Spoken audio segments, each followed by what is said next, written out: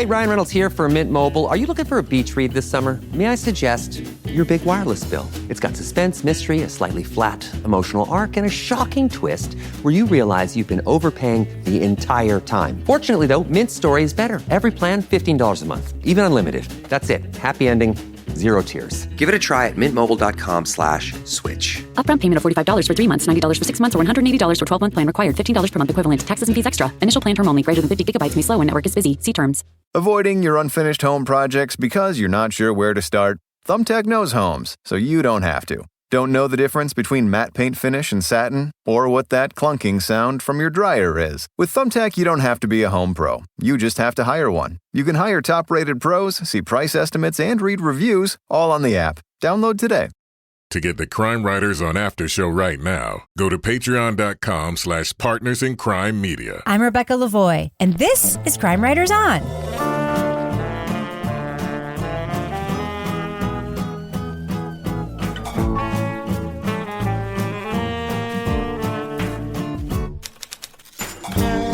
Crime Writers On is the original true crime review podcast that digs into true crime, pop culture, other podcasts.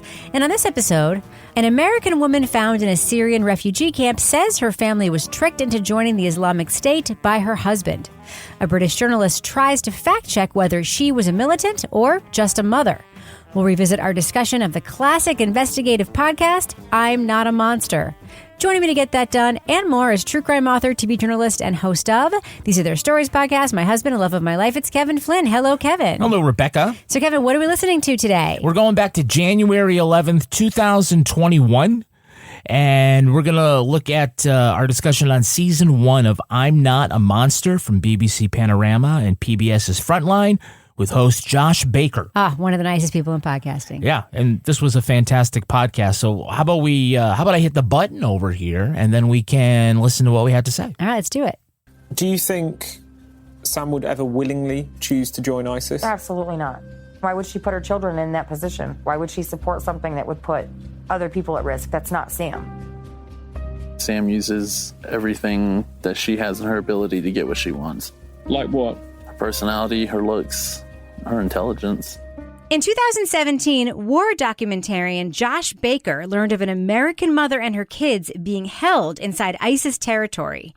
Sam Sally left Indiana and says she was tricked by her husband to join the caliphate, and her son forced to make propaganda videos. Allah has promised us victory and He's promised you defeat.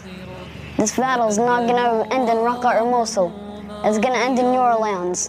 By the will of Allah, we will have victory. So get ready, for the fighting has just begun.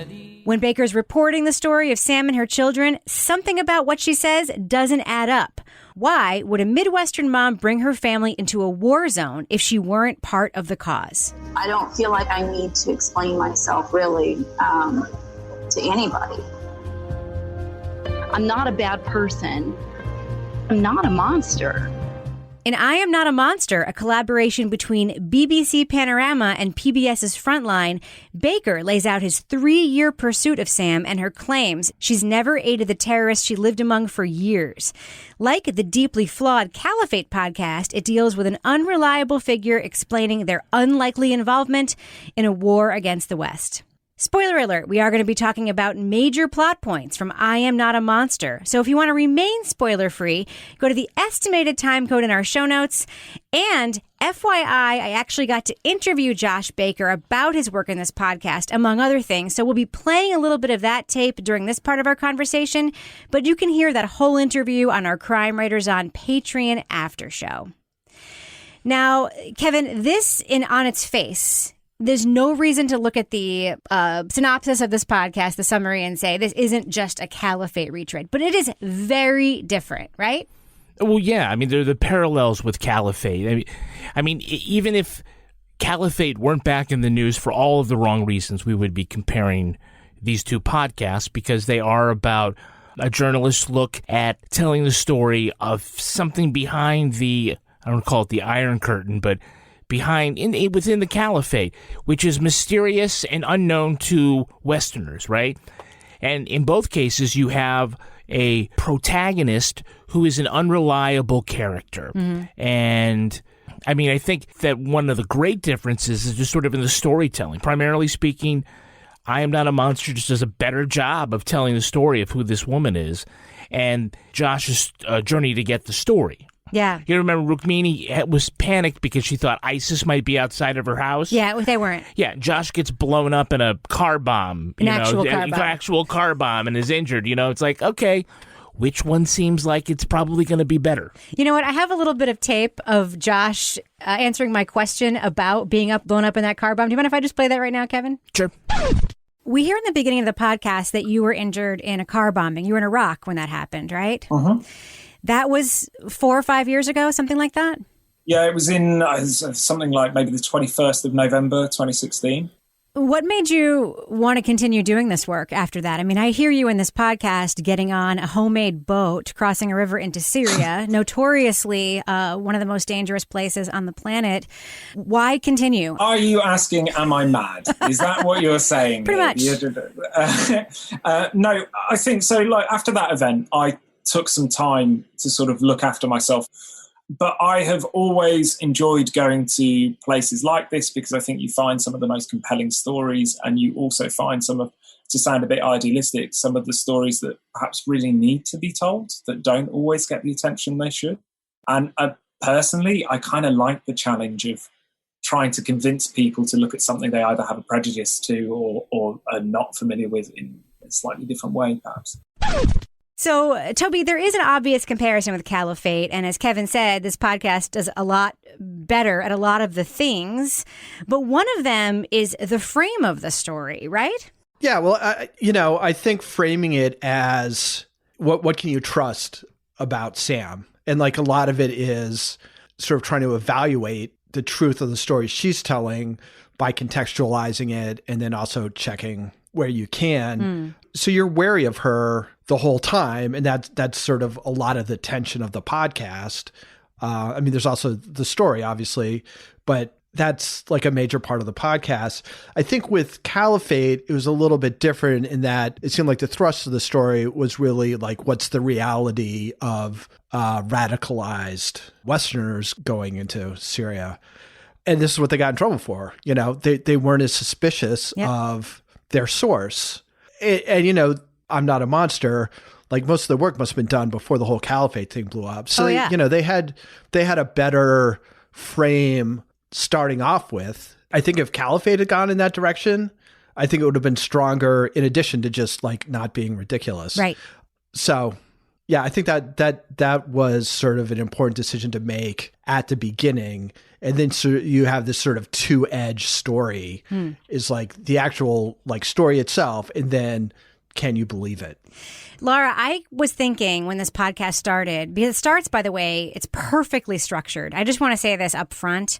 We have not listened to anything in a very long time that is, in my opinion, as well structured as this is in terms of the way they, put the story together, the order in which they tell it, the way they interject some things with other things.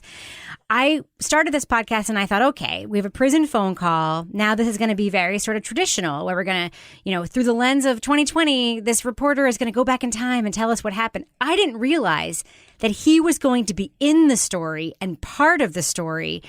And that therefore all of these incredible details and facts were corroborated like multiple times over many, many years. Like, didn't you find just the basic journalism like a little bit like crazy overwhelming when you were listening to this? Yeah. And so the first little bit that I'm listening to, I'm thinking I'm having like that Caliphate, I'll call it like PTSD, where I'm like, how did they do this? How did they find this? And then it was pretty clear fairly quickly that this was not like Caliphate, that this was just tremendous reporting that had taken place over, 4 years of work that went into this. And the fact that he is there, talking to the sister, that he's got contacts on the ground, putting him in touch with all the people that you hear about, and you're like, they will never find that person. Oh, now we're going to go talk to this person who's living in a tent on the side of the road. I'm like, what? So just the level of reporting and sourcing and the amount of work that went into this was just incredible. But then to condense 4 years into these tight, just very riveting episodes that are so engaging that you just want to know what happens next was really just spectacular. I just want to say the fact that Josh was able to find these two sources, you know, obviously he was looking for Sam, which we'll talk about in a second, but that he was able to find Aham, the little boy, and Suad, both Yazidi, who were sold as slaves to Sam's family, and corroborate details of the story by actually finding them. I found that incredible. So, of course, I had to ask him, like, how did you find these people? How did you find the two people you talked to, the young boy and the woman, both Yazidi, who were sold as slaves and lived with Sam and her family? To me, that seems more difficult even than finding Sam. So what was that search like? And were you surprised to be able to find them and be able to talk to them at length? So, hate to ruin it for you. Okay. It was actually relatively easy. Oh. And the only reason being, so the little boy Aham, who is extraordinary, absolute munchkin, incredible kid. So I've spent an awful lot of time in Iraq. I knew that he was a Yazidi, a religious minority from Iraq that had been persecuted. So essentially, I saw a video of Sam escaping ISIS. And in this video, I saw Sam, I saw Matthew, and I saw Aham, and I saw two other girls that were held in slavery by the family. And so I knew that once he made it out of Syria, once he made it out of ISIS control to the part of Syria they would send him back to Iraq. And I knew that when he went back to Iraq, he would be within there was a bit of luck in this, but I knew he would be in a certain community, a certain geographic area of Iraq. And then the way those communities work, they're quite hierarchical. So what I did is I got one of my friends and a local fixer in Iraq to just go to this community and try and find people who might know. And I think we were lucky that we found Aham within, I think, about 48 hours of really setting that in motion. And then later I would fly out and meet him. I got this amazing video of my fixer in the car with Aham and both of them like playing and joking. And it just came through. It was the best feeling. And then Suad is pure luck.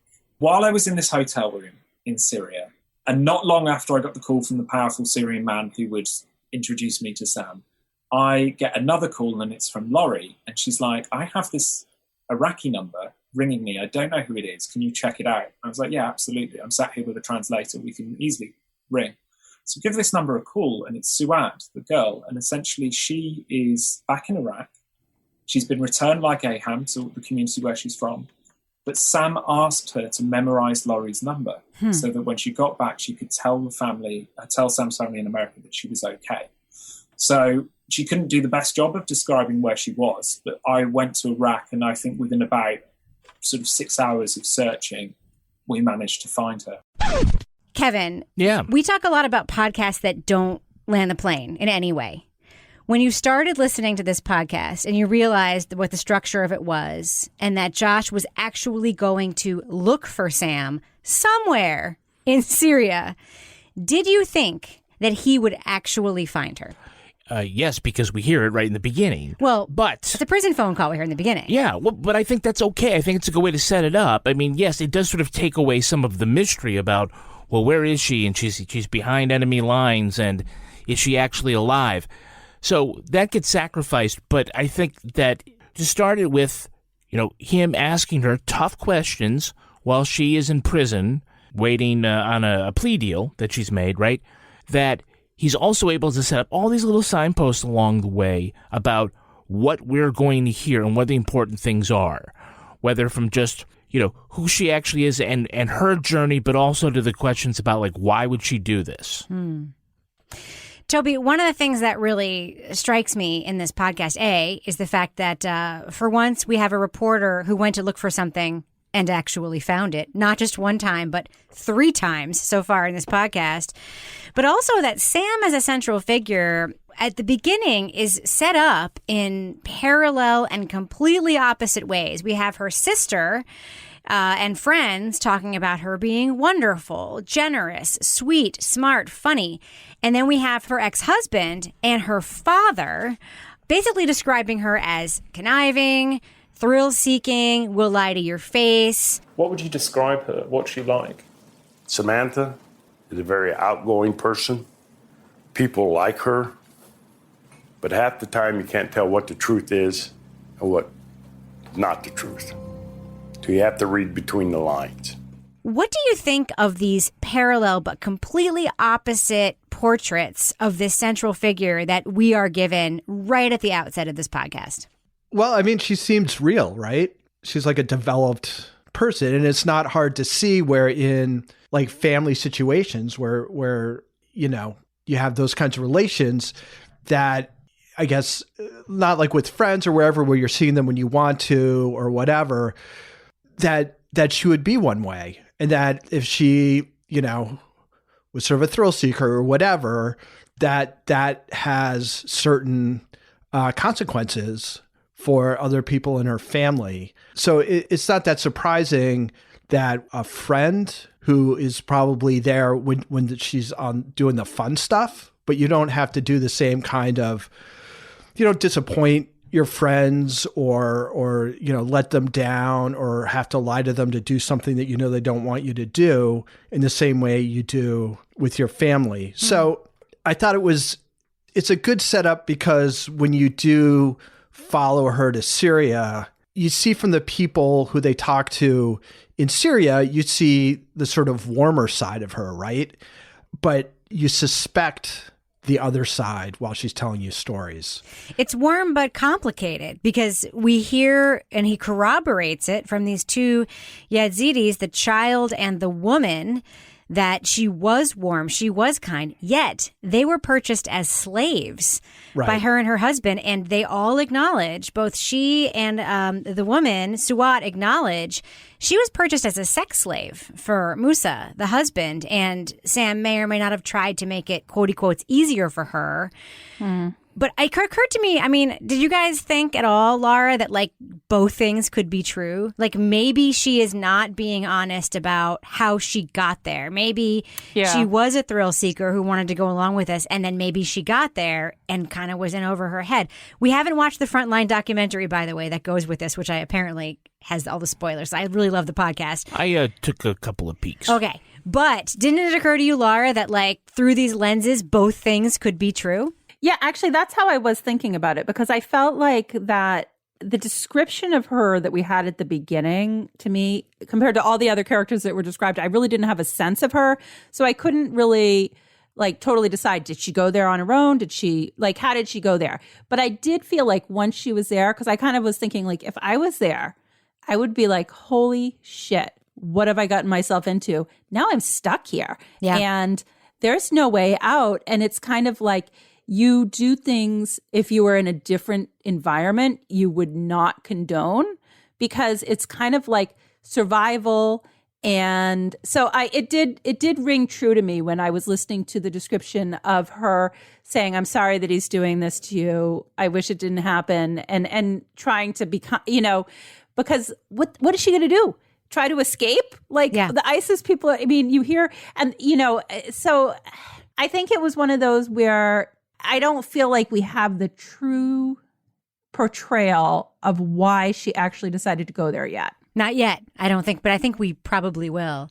Yeah. Kevin, I have a journalism question for you. Okay. We tend to either like or hate, depending on how well or poorly it's done, podcasts where the journalist at the center of it talks about how they did the journalism. So in The Dark, obviously, it's done perfectly. You know, they say, we did this because of this, we did this because of this. Mm-hmm. One thing that Josh does in this podcast is he talks about having sources and why he has to keep them, you know, anonymous. He talks about how he's communicating with people. He talks about how he gets tips. He also talks about how he was trained to talk to victims of trauma in those interviews. And I think in a lot of podcasts we've listened to, like, that could have gone very differently, those interviews, right? How did you feel when you heard that little boy on tape singing those songs? 1 banana, 2 banana, 3 banana, 4 banana, pick up soda money more. You can listen? Where did you learn this song? From this family I'm breaking. From the American Family? Yeah. He was sold as a slave, but it's not the way he sees it. He's a child. Well, he has a very light touch with all of his interviews, it seems, where he doesn't press too hard on folks. And as he says, he lets them tell the story the way they want to. And I think that benefits, you know, the product that we get at the end. You know, you certainly don't want to go through all the trouble of going halfway around the world, you know, crossing into a war zone, only to, you know, lose the interview because you came on too strong or you did something silly. that was unnecessary. So I think that he certainly made the most of his time there. Look, by the way, we also can't forget that this podcast really is, well, it goes hand in hand with the video documentary. So when you hear them like talking about microphones, it's not radio/podcast microphones that they're using. It's all set up around TV. So they've got cameras and lapel microphones, things like this, because primarily I think they are shooting a documentary. But that like benefits the podcast in a couple of ways. One is that, unlike a podcast, for a documentary, you need a lot of B-roll. You can't just have, interview sound bites and narration. So they've got a lot of, sounds and audio from all this video that they can line the bed of the podcast track with, and it just makes it sound very lush. And also the difference between doing it as a documentary, which they do, and doing it as a podcast is in the podcast version, you can really tell more of the first person story. Oh, yeah. The more of the reporter's diary thing, which podcasting lends itself so well to. So to lean into that stuff might seem extraneous in a 54-minute television documentary. Talk a little more about your feelings and things like that. But I think it works very well here. It's really interesting, Kevin. This podcast project, unlike other things we've reviewed where there's a TV thing and a podcast thing and they kind of come out the same way, the podcast is being produced, even though it's Josh and his work, independently of the TV production. That's over. That's done. They are, as of today, writing the next episode of this podcast that's coming out. So they're basically taking all this material they gathered and reimagining it and going deeper and doing things they didn't do in this like very tight hour of Frontline, which I find to be a very interesting production approach. Not a lot of people would have the patience for that. Like, let's do my work again with a whole new team and a whole new medium. I mean, I just find that super duper interesting. Toby, one of the things that I was thinking about listening to this was in all of Leah Satili's reporting, we heard a lot about radicalization, right? And the tactics of radicalization, how, homegrown terrorism groups, white supremacists, have sort of co-opted some of the radicalization techniques of Middle Eastern Muslim terrorist groups, which, let's face it, our country has done a kind of a poor job of framing as being, way worse and more prolific than homegrown terrorism. Obviously, now we know that's different. I kept thinking about the fact that Sam grew up as a Jehovah's Witness, which is in and of itself a very kind of cloistered, marginal way for a woman to be growing up. They're not encouraged to be educated. They wear skirts. There's like a lot of rules. She then rejects her religion, meets a guy, and then is taken to Syria, which is, again, a place where women are subjugated. Of course, it's heightened there because there's a lot of other stuff going on. What did you think when you heard about, just the experience of an American going to Syria and what was actually happening there when she was there? Yeah, I hadn't really thought about it in terms of how being a Jehovah's Witness might have played into the whole thing. It's super interesting hearing her talk about it, about like not wanting to go out or go to the store because she has to remove this cloth from in front of her eyes so she can read a label, and then some guy will come and yell at her. Or, she wants to feel the, texture of a fruit or something, and somebody yells at her, or somebody comes and whacks her with a stick on the street. Like if you're in the supermarket and you take off your glove so you can feel the texture of a fabric for your baby, and then men start yelling at you, or you uncover your eyes, there's like this fabric that goes over you uncover your eyes so you can read the ingredients or read the price of something, and men start yelling at you. It's The Handmaid's Tale, Who right? gets to have that job? I'm the stick whacker. No, you like literally, if you're just a man. I think it's like anybody. Oh, just anybody? Yeah. You could like a citizen's arrest. You kind could of thing? walk down the street and discipline me for what I'm wearing, Yeah. walking the dogs, like in this caliphate. Yeah. Yeah, it's like Handmaid's Tale. But I guess there's the other thing is just beyond sort of the cultural stuff. It's you're going from the Midwest to an active, very intense war zone. Yeah. And she talks about it. And at one point, the house next door is bombed and she thinks her kids are dead. And she goes and finds them and they're covered in dust and rubble. And then she goes to a slave market and buys a slave. Yeah. I mean, again, it's like these things. It's just the cultural whiplash must have been quite something. And then you're just throwing that on top of sort of family trauma and the betrayal by your husband. Abuse, and things like that. So she's got a lot going on. Laura, I want to ask you a couple of questions about details that come out in this podcast that kind of blew my mind. Mm-hmm. We hear about this child, Matthew, who's Sam's son, who is used by ISIS in propaganda videos that are widely distributed around the globe, threatening President Trump. I mean, Matthew being there obviously gave this group power because they were able to use him. But he was also, of course, in these homegrown videos being made by Mousef to do all these terrible things. Mm-hmm. But then we get, and I think a great get, an interview with Matthew's dad, Sam's ex. But Matthew's dad just won't let Josh, meet him at a Holiday Inn. He gives him coordinates to meet at an elk hunt in the middle of the woods. I thought Josh was going to get blown up. But before we sit down to talk, he has a request. He hands me his vintage Eastern European rifle, complete with retractable bayonet, and points to a water bottle balanced on a tree. I guess he figures, I've been to Iraq, I must know how to handle a gun. But I miss. Twice.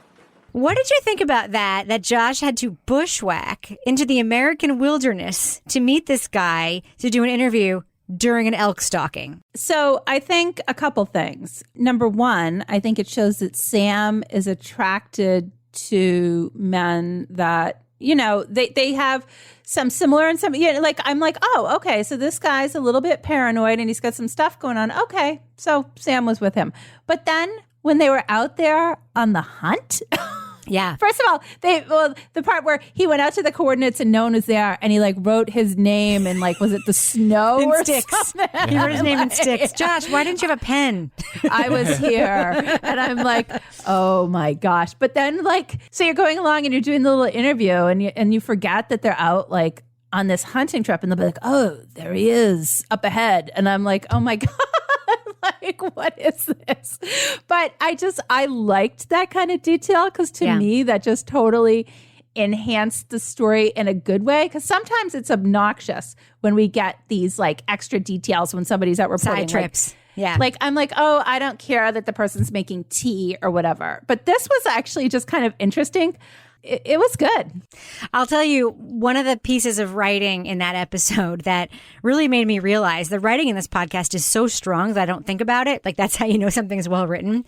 But I loved when he was talking about how burly and strong Juan was. And he was like, he made me try to pull back the string on his bow and I couldn't even pull it, which I don't know if that says more about me or him. I thought that was really, really interesting. Kevin, I do want to talk just a little bit about Matthew being used as that military prop. What are your impressions of that in the story and in the podcast? Well, I think it sort of raised the stakes when you hear, should not see, but you hear that he's being used in these videos. And it sort of reframes the dynamic about Sam. It's one thing if she were, single, or she was just with this guy and decided to follow him on a fool's journey into a war zone. But then when you also bring in your family and kids, the fear would be something would happen to the kids. And here, they're being manipulated. So it really is something that ratchets up the tension for me. And, also the consequences. It's not just about this woman's decision to, make a dangerous journey across the world. She's also endangering others, meaning her family. And, as parents, we want to protect our kids and not, unnecessarily put them in harm's way. And, just the idea that this, cute, fun-loving kid is smiling, talking in these videos and, demonstrating how to make a suicide bomb, or a suicide vest, something like that, taking apart a machine gun. Loaded. That's very striking. It's meant to, the terrorists want that to be shocking, and it is. Toby, isn't it also sort of playing into this narrative that, we, not you and me and Kevin and Laura, but that the public it's very easy to vilify women in a way, because the question that I just heard in the podcast again and again, and I can imagine people asking, and I'm sure part of the narrative around Sam is that she let this happen to her kids when it's very clear she's living in a place where if she had resisted this happening to her kids, she'd be dead, even if she was complicit. I don't know. That just kept striking me. That sort of question of like her being questioned as a mother. It's a fair question. Did you think this was okay? Did you try to stop it? But don't you also know, Toby, as a listener, that if she had tried to stop it, she'd be dead? Yeah, I don't think once they get there, she has much of a choice of what she's doing. And I don't really question her because it sounds, I mean, the story she tells is basically that she got tricked, but it's the moment when they go over. Yeah. Like that was basically her last chance to have agency. And, you know, the way she tells it, she didn't really have much of a choice. She was taken by surprise, and it was either turn around without my kids or follow them over. But when she's there, right? Like even if she meant to go there. Yeah. Right. So, and then when she's there, I mean, the whole society is sort of set up so that she doesn't have the opportunity to leave. There's things that I think you could probably be critical of her about, but that seems unfair. Kevin, before we wrap it up, I have a quick question for you. Mm-hmm. Production quality of this podcast. Thoughts? Yeah, I think I already said. I think it's very, very good. And it benefits from the fact that it's also being done as a documentary on film because, hey, you know, audio is half of video. So you have a lot of different resources. And, you know, if you're going to be telling a good story, it's nice to be able to sweeten it with great stuff. I mean, at first, I thought, you know, the audio of that car bomb was just, I thought, I'm like, oh, here they are throwing sound effects in.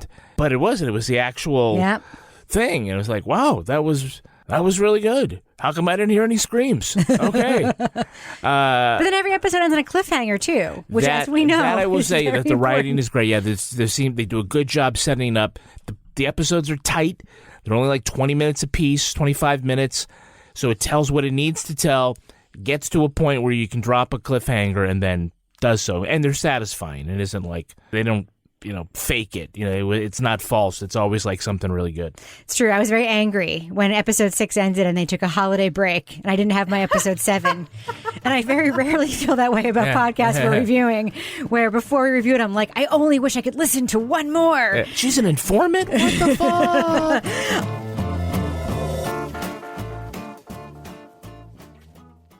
So, Kevin. Yes. Did you think this was a high-quality true crime show? Yeah, but not as high a quality as our items from Quince that we always get. Nothing is. I want to start by just thanking Quince for supporting us for many, many years. We were with you when people called you Quince. Yes, or we never did. Exactly. That was a real thing. Yeah, well, we have been great partners with Quince for so long. As a matter of fact, because Rebecca loves the items that Quince has so much, we are net negative with our relationship with Quince because Rebecca continues to buy all of these quality items. Rebecca, right now, as a matter of fact, you are clothed head to toe in Quince. What do you got on? I'm wearing this like cotton chunky cardigan from Quince. It's like this cobalt blue color, or cerulean, as they would say in Devil Wears Prada. Yeah. But one of my favorite things I have bought from Quince in the last like 8 months are these super soft fleece cropped wide leg pants. I have a white pair and a black pair, and every time I wear them, especially the white pair, like great, they feel like Guess how much these incredible pants cost? No idea. $42. Oh my god. I love these Quince pants. For you. They're incredible. Everything at Quince is priced 50 to 80% less than similar brands, and they work directly with ethical factories to cut out the middleman. So you're paying for high quality, not brand markup. So be like me. Upgrade your everyday. Go to quince.com/crime for free shipping on your order and 365-day returns. Now available in Canada and the UK too. You speak English there. That's quince.com/crime for free shipping and 365-day returns. Quince.com/crime. Hair isn't just hair, it's confidence, identity. So if you're noticing more hair in the shower drain or worrying about your first grays, try K18 Future IQ Biomimetic Hair Longevity Serum. It delivers up to 19,000 more hairs, helps prevent premature grays, and improves the scalp barrier to start reversing hair age in 3 months. Get your reflection like new. Shop Future IQ at Sephora or get 10% off your first purchase at K18hair.com with code PODCAST. After an exquisite summer, you deserve your beauty rest. This Labor Day, save up to $1,000 off select Beauty Rest Black mattresses and adjustable base sets featuring pocketed coil technology for our most advanced motion separation. Visit beautyrest.com to find a retailer near you. You know that thing where you get an amazing pair of shoes at a really great price and want to tell everyone about it? Yeah, so do we. Here at Designer Shoe Warehouse, we'll give you something to brag about, like the latest styles from brands you love, or the trends everyone's obsessing over, or shoes that make you feel like, well, you. So go ahead, show off a little. Find shoes that get you at prices that get your budget. Head to your DSW store or DSW.com today.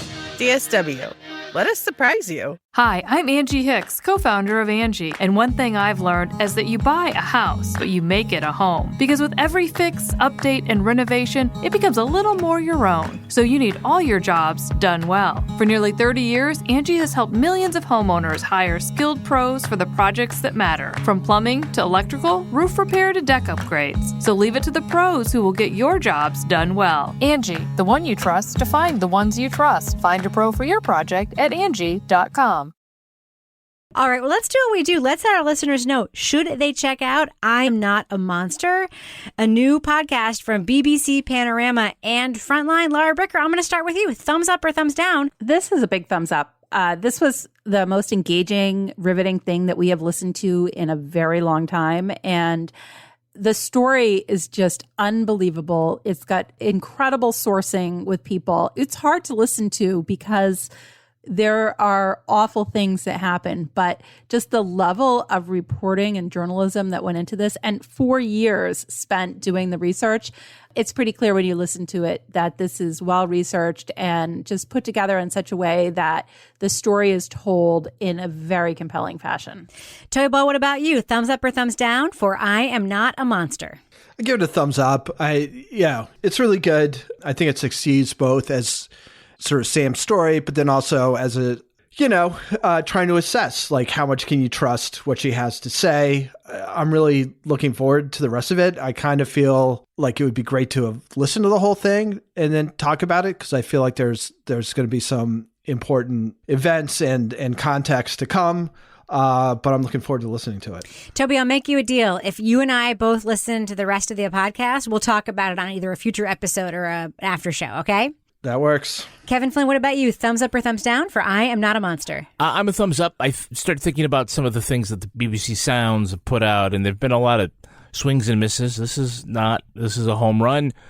You definitely can tell, the care 3 to 4 years worth of reporting brings to a story. It's got a great production touch. It's, good to listen to. This is what Caliphate ought to have been. Yes. And it's I think that it's a story that's actually much easier to understand. It's about an American woman and her journey to the dark side, or is it the dark side, or how culpable is she? I mean, those are easier questions to ask and perhaps be answered than some sort of geopolitical nuanced position. So anyway, I like Josh. I like what they've done. It's a good podcast, and I really hope that we don't have the crime writers on curse where, like, after this point it shits the bed. I don't think it's going to happen. I think it's going to be a good finish to the podcast. Yeah, I'm giving this a huge thumbs up. I'm just going to go on record and say I bet this podcast is going to end up on my 2021 year-end best of list, even though it's only like a week into 2021. Write it down. You're going to forget about this one. Yeah. This podcast for me is one of the best podcasts I've listened to in the last, I'm going to say, 4 years. It is. Wow. Let me just put it this way. Even if Caliphate was all okay and didn't have to give back their Peabody, if I were a producer on Caliphate, I would be ashamed and embarrassed listening to this podcast. It is superior in every single way, even though it kind of is trying to do the same thing Caliphate was trying to do. The reporting is impeccable. The journalism is impeccable. I don't know what the travel budget was, but I want to know real bad. The mixing and sound design are perfect, and the story structure, I don't want to spoil it, There is a moment in this podcast where they interrupt a key interview and go to another key interview in order to corroborate a detail in the first key interview that I thought was one of the best structured moments in any audio project I have ever heard. Huge thumbs up for me.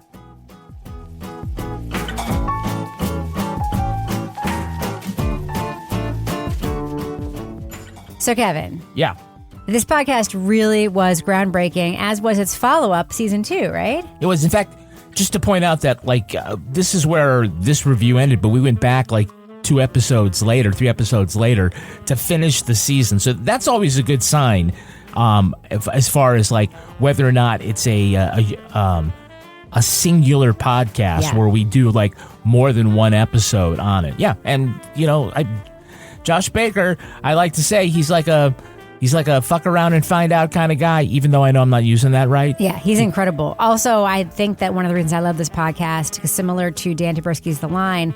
It was made in conjunction with a TV project, but was meant for this medium, meant for podcasting, not TV. Yeah. And it just came out great. So congratulations again to Josh on your wonderful career, and you are a great journalist.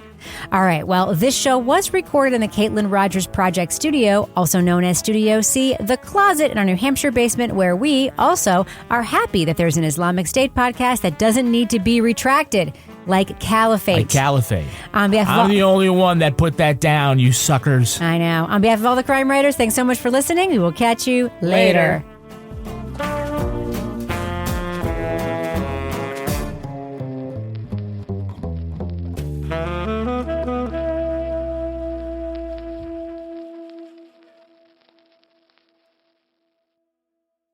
Partners in Crime Media. Hi, I'm Angie Hicks, co-founder of Angie. One thing I've learned is that you buy a house, but you make it a home. For decades, Angie's helped millions of homeowners hire skilled pros for the projects that matter. Angie, the one you trust to find the ones you trust. Find a pro for your project at Angie.com.